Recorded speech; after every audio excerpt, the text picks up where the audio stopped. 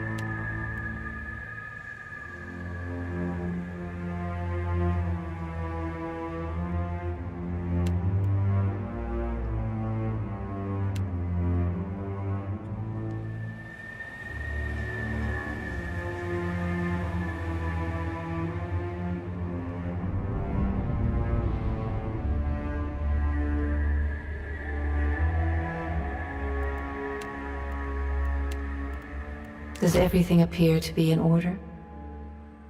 Good. Welcome to the Beyond. I am Berath. One half, anyway. She points a finger in the direction of the dwarf who led you here. Though the movement is slight, her gauntlet squeaks like a rusty hinge. The dwarf's rictus returns as he nods in the woman's direction. Tell me, do you remember when we last met? She places a card on the table, showing a tall tower. The gods' constellations are arrayed around it in the sky. You remember now. The Hall of Stars in Twin Elms, where you spoke with the gods. You came to that tower seeking our aid. You chose to pledge your services to other gods. Still, a pledge unmade stands fairer in this court than a pledge broken. She places a card in the middle of the arrangement. A bell tower with no bell. Her fingertips slowly drag away from the card, faintly creaking as they retreat across the table. You had need of the gods once before. Now it seems we have need of you. The being that occupied Odnua's statue beneath your castle was the dead god, Eothas. Of this we are certain. What we do not know is what his intentions are. Though Eothas stole a large fragment of your soul, you were strong enough to survive the onslaught and enter the in-between. You and he are still connected.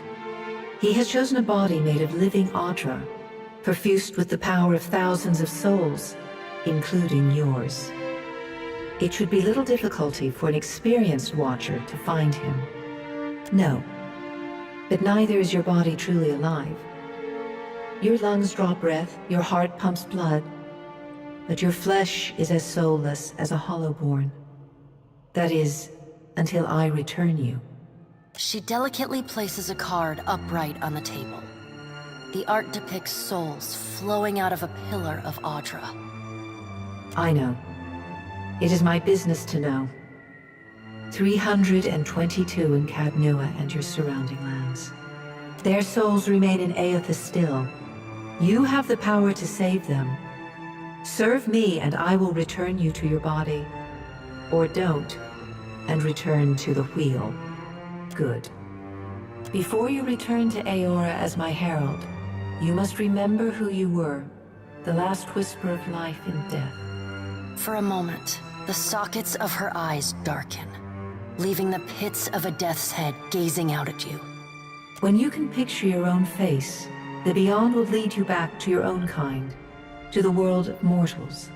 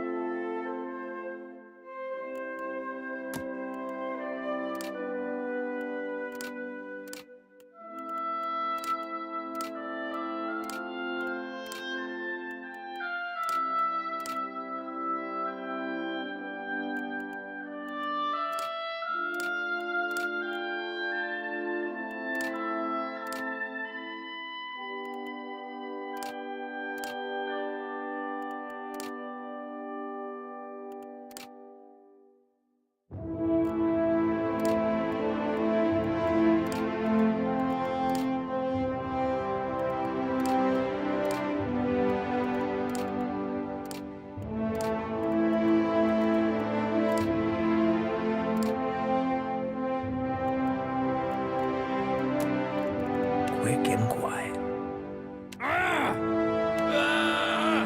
Let us end this. Charge! Kill them all! Show them how it's done! Yeah! Bring them down! Attack! I'll teach you a lesson! Death to our enemies!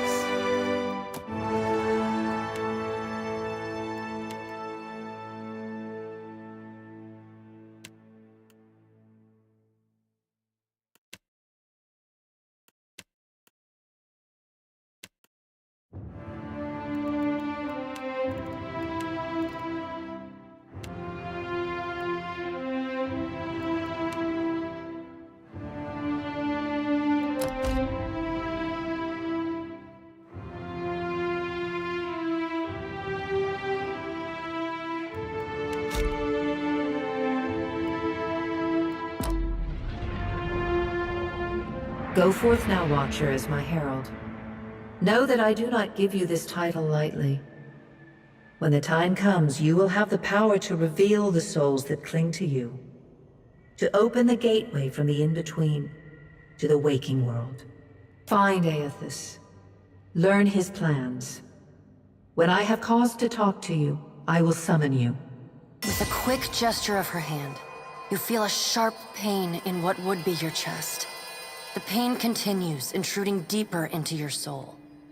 Looking down, you see a small lump of darkness roiling within you. A chime. Do not fear, Herald.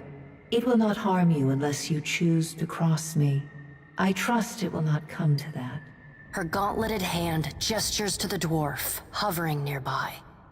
The dwarf nods, contorts his face with his odd smile, and gestures to a new door.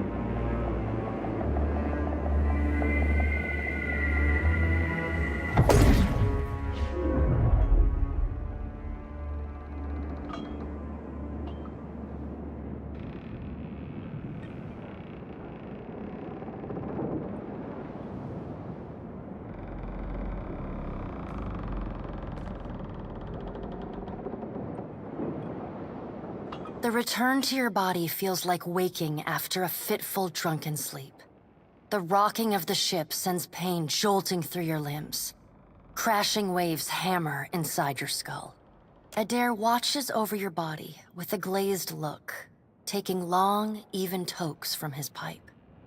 At the first movement of your chest, he starts. His gasp, mid-puff, sends him coughing and straining for breath. No, there's no way. You're awake. What are you doing awake? How are you feeling? Alive's a big improvement.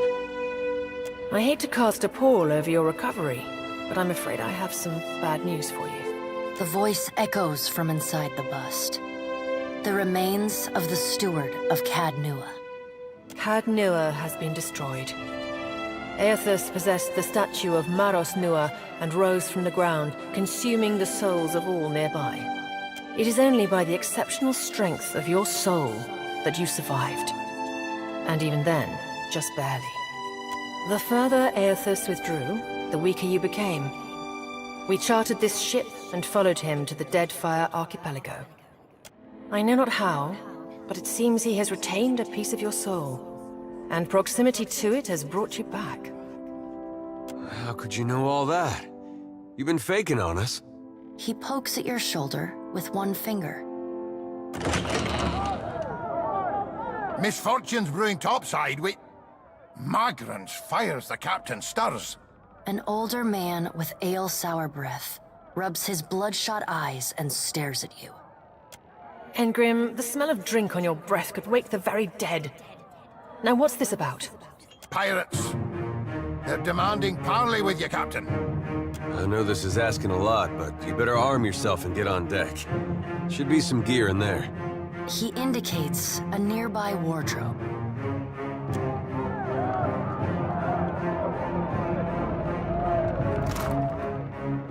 All right, now make some use of it.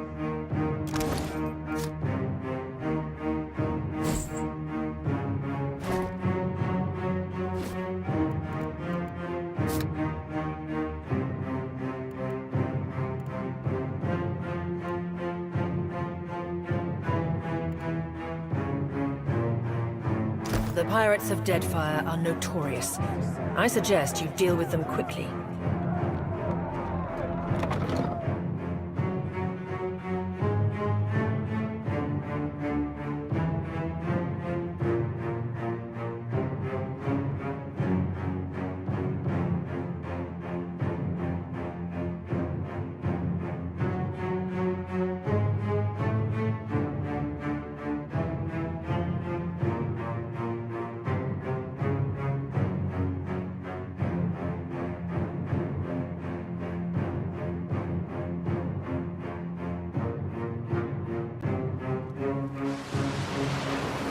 Well, what have we here?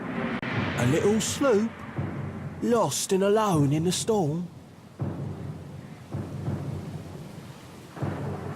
I'll be taking your ship now, if you don't mind. And especially if you do. Well, at least he asked. I am a gentleman of fortune.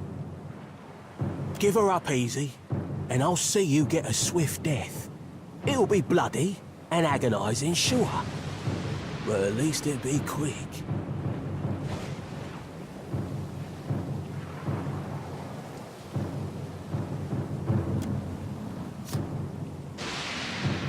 Always like that one. Sometimes I like to wiggle the finger like it's tickling. Oh, I like your spirit. But that won't spare you none. Listen up, mates. I'm off to spear me a bigger fish. One with sharper teeth like. I'm trusting you lot not to cock this up. Don't damage the sloop when you take it. Play with the crew if you'd like, but don't bring me any prisoners. None that are alive. You heard, Benwith! After him!